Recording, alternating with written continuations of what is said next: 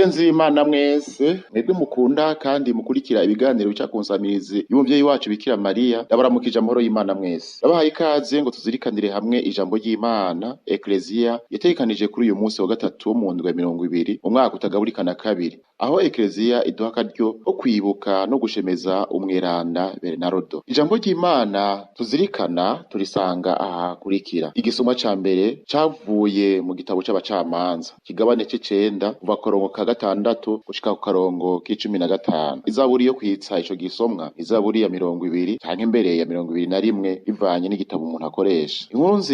Inkuru nziza ya Yezu Kristo nk'uko twayishikirijwe na Matayo, kigabane ca 20 kuva ku karongo ka mbere gushika ku karongo k'icumi na gatandatu. Kaze rero dutege yompi umukama atuyagire. Muri kumwe na Patiri Diodone Ntamavukiro wo muri Diyoseze nkuru ya Bujumbura. Ivyo dusoma mu gitabo c'abacamanza. Muri irya misi abashingantahe bose b'isekemi barakorana baja kwimika Abimeleki munsi y'igiti c'imanda cari mu gitabo c'isekemi nyene. Ngo avyumve, Yotami agenda guhagarara kw'itaba ry'umusozi Garizimi. Arasemerera n'ijwi rirenga ati, yemwe bashingantahe b'isekemi, nimunyumvirize kugira ngo Imana ibumvirize namwe. Kera ibiti vyari bigiye kwimikira umwami yobiganza. Bibwira igiti ca Oliva biti, bari wewe utuganza. Oliva iravyishura iti, mbega noheba amavuta yanje kandi ariyo antera iteka mu maso y'Imana no mu maso y'abantu, kugira ngo nje kwirirwa ndahungabana hejuru y'ibiti. Niho rero ibiti vyabarira igiti c'ifigiye biti, weho nuze utuganze. Igiti c'ifigiye kiravyishura kiti, mbega noheba uburyohe bw'icamwa canje gisosa kugira ngo nje kwirirwa ndahungabana hejuru y'ibiti. Niho rero ibiti vyabarira igiti c'umuzabibu biti, weho nuze utuganze. Igiti c'umuzabibu kiravyishura kiti, mbega nohe umuvinyu wanje unezereza Imana n'abantu kugira ngo nje kwirirwa ndahungabana hejuru y'ibiti. Niho rero ibiti vyose vyabarira umubambangwe biti, weho nuze utuganze. Umubambangwe wishura ivyo biti uti, usangwa mushaka kunyimika vy'ukuri ngo mbe umwami wanyu, nimuze mwikinge mu gitutu canje, ahandi ho umuriro uzokwaduka mu mubamba kugira ngo uturire amasederi ya Libano. Iryo ni ijambo ry'Imana.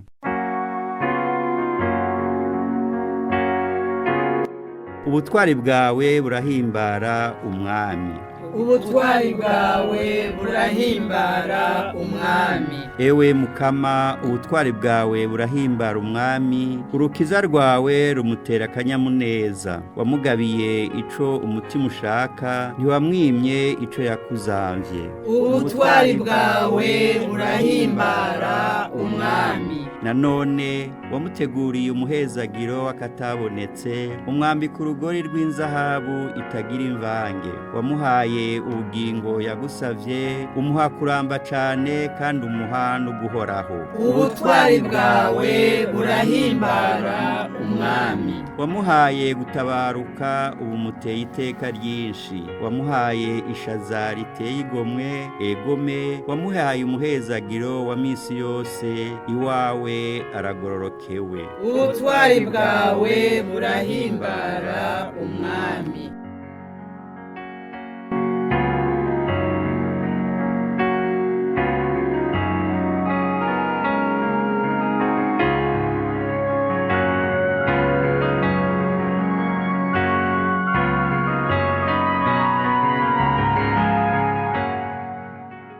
Inkuru nziza ya Yezu Kristo nk'uko yashikirijwe na Matayo. Muri irya misi Yezu yaciriye ishengero uyu mugani ati, ubwami bw'ijuru twobugereranya na nyene urugo yatsindutse umutwenzi kurondera abamukorera mu murima w'imizabibu. Bemeranya idenariyo imwe ku munsi, aca abarungika mu mizabibu yiwe. Ngo ahengere nko kw'isaha ya gatatu akubitira kw'irembo, abona abandi bicaye ku nama ataco bakora. Araheza ababwira ati nimugende mu mizabibu yanje ndabahemba impembo ibakwiye. Nabo baca barajayo. Ngo ahengere nko kw'isaha ya 6 no kw'isaha y'9 asubira gukubitira kw'irembo agera nka kumwe kwa kare. Ngo ahengere nko kw'isaha y'11 asubira kw'irembo ahasanga abandi bibereye aho. Heza ababwira ati ni kuki mwiriwe muhagaze aho ataco mukora? Bamwishura bati twabuze utujana kumukorera. Nawe ababwira ati nimugende namwebwe mu bizabibu iwanje. Bugorovye nyene imizabibu abwira umubwiriza ati gotora abakozi ubagerere utangurire kubaherutse uhereze ku baje ubwa mbere. Abaje kw'isaha y'11 baje umwe bamuhereza idenariyo. Bamwe b'ubwa mbere nabo bagira ngo baza kugererwa ibiruta, ariko nabo nyene umwe aronka idenariyo imwe. Baryakira batonganya senaka bati abo baje ubwa nyuma ubagereranya natwe twishwe n'intuguta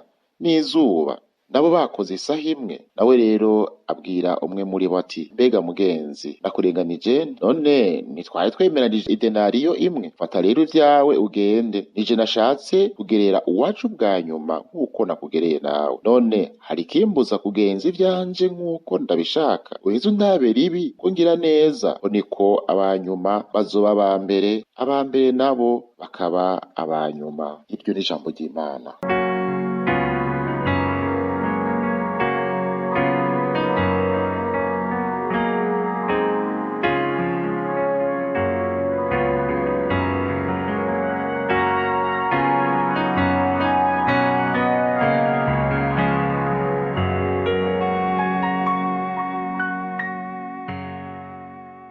Bakundwa b'Imana, turahejeje kumviriza ijambo ry'Imana. Nifuje kuri basabibikaniriza nishimikije amajambo umvise muri iyi nkuru nziza. Inkuru nziza y'uyu munsi nayo itubwira ivyerekeye abakozi barungitswe mu murima w'imizabibu. Muri bo hakaba abaronse ico bakora umunsi ugira uhere. Dukoresheje ubwenge bwacu bw'abantu, uyu mugani uratugora ahura neza. Kumvise ko nyene umurima ubwiwe ari we yagiye kurondera abakozi ngo abahe ico bakora. Uko nyene umurima yavyifashemwo mu kubahemba navyo nyene biradutangaje. Ntivyari kubura kuvyarira agashari abari batonze kw'isaha ya mbere. Twishize mu kibanza cabo, natwe hari aho twovyura agashavu canke agashari kavuga nkabo tuti abo baje ubwa nyuma ubagereranya natwe twishe n'intuguta n'izuba, nabo bakoze isaha imwe. Ariko twokwishira mu kibanza c'abaje kw'isaha ya nyuma, ntitwobura kwakirana akanyamuneza impembo y'umunsi wose. Ico tubona nuko uwuvugwa muri uyu mugani atoba yararajwe ishinga gusa no kuronka abakozi bo mu murima wiwe. Uyu muntu nyene umurima yoba yararajwe ishinga no guhamagara abakora mu murima wiwe. Abahamagaye ubwa mbere yabemereye impembo y'idenariyo imwe ku munsi. Abakurikiye yababwiye ati ndabahemba impembo bakwiye. Abandi nabo abarungika gukora, ariko yavuga ico aza kubahemba ingene kiza kuba kingana. Bagenda gukora bashize umwizero wabo mu wabahaye akazi. Uyu mugani w'abakozi bo kw'isaha ya nyuma uratandukanye n'ivyo twebwe twama twiyumvira ko ukora cane ukunguka vyinshi. Ukurikije uwo mugani uhava uhindura ukavuga ko uwukora gahoro ari we yunguka vyinshi. N'abakozi bo kw'isaha ya mbere rero uyo nyene umurima dushobora kumunegura. Twibuke ko Imana yavuze iti ivyiyumviro vyanje ntibimeze nk'ivyiyumviro vyanyu, nazo inzira zanyu sizo nzira zanje. Imana iradutangaza igatuma dutwenga, twari twatuntuye ku mutima. Aba bakozi bose mbere bari bakwiye gutwenga ko ata n'umwe yari yahanye isango n'uza kumuha ikiraka mukorera. Yezu mu kudutahuza ikinyegezo c'ubwami bw'ijuru aratwereka ingene twotahura ubutungane bwo mu kibano cacu tubugereranije n'ubutungane bw'ubwami bw'ijuru. Ubutungane bw'ubwami bw'ijuru naho buhuriye n'ubutungane bwo mu kibano cacu. Ubutungane bw'ubwami bw'ijuru ni ubutungane bushimikiye ku rukundo. Urukundo twobona ko rudakurikije ubutungane dukoresheje gutahura kw'abantu. Urukundo rwitanga tururabishije kwemera. Ubwo rukundo nibwo tubona muri uyu nyene umuzabibu afise umutima mwiza. Abo yahaye akazi bose yarabahemvye, ariko ntiyabahembera ico bakoze. Umwe wese amuha ivyo yarakeneye, impembo yo ku munsi. Uwahamagariwe gukora mu murima w'umukama wese akwiye impembo y'urukundo. Niba rero ubwo ari bwo butungane bw'Imana. Ubwami bw'Imana ni igihugu kitajamwo abantu baganzwa n'ishari, ni igihugu cakira abashaka kukibamwo bose. Tumenyereye ko mu vyerekeye abakozi n'akazi, uko urambira mu kazi ari nako agahembo kiyongera. Dukurikije uyu mugani Yezu aduciriye, turumvise ko atariko bimeze ubwami bw'Imana. Yezu aduhamagarira guhindura ingene turaba abandi, cane cane aduhamagarira kwakira ingabirano ziri mu bandi uko bari kose. Bakundwa b'Imana, iyi denariyo twumvise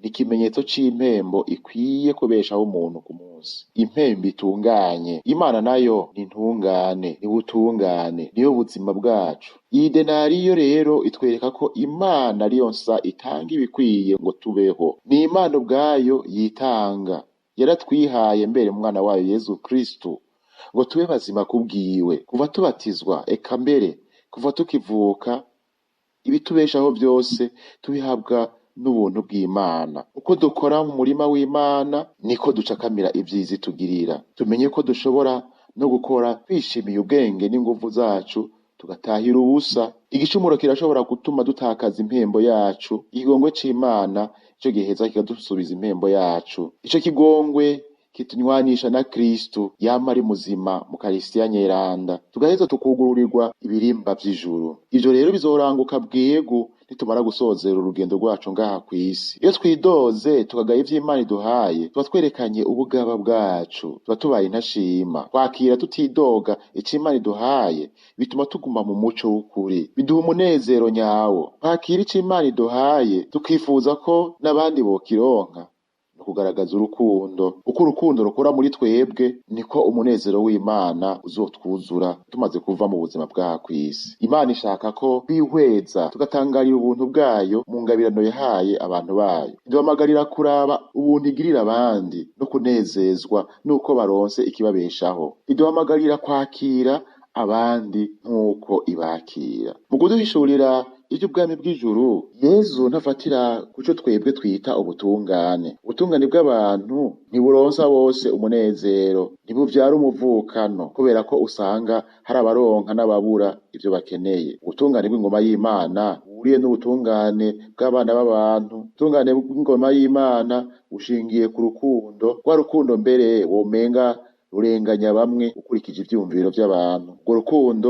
nirwo n'umurima w'imizabibu yakurikije. Ntiyahemvye abakozi afatiye ku vyo bakoze, yabahemvye afatiye ku vyo bakeneye. Atanga akurikije umutima mwiza afise, umutima w'urukundo. Yabahemvye afatiye ku kigoro bagize. Ninde yoshobora gupima ako kigoro atari umwigisha mwiza yitonda kandi akicisha bugufi? Kubwiwe abakorera mu bwami bwiwe bose babereye kuronswa impembo y'urukundo. Dusabe umukama aduhe kumva ijwi ryiwe riduhamagarira kuja gukora mu murima wiwe. Tunezerezwe no gukora muri uwo murima hakiri kare, tukengurukira Imana idushoboza kuwukoramwo igihe kirekire, kandi twame dusaba ngo n'abandi baze dusangire ikivi, dusangire igikorwa c'umukama, naho hoba ku munota wa nyuma, kubera ko impembo ari imwe kuri twese, ijuru. Amen. Bernardo Mweranda, dusabire. Ndabifurije mwese gutwenzwa n'umukama nk'aba bakozi bo kw'isaha ya nyuma. Nimwumvire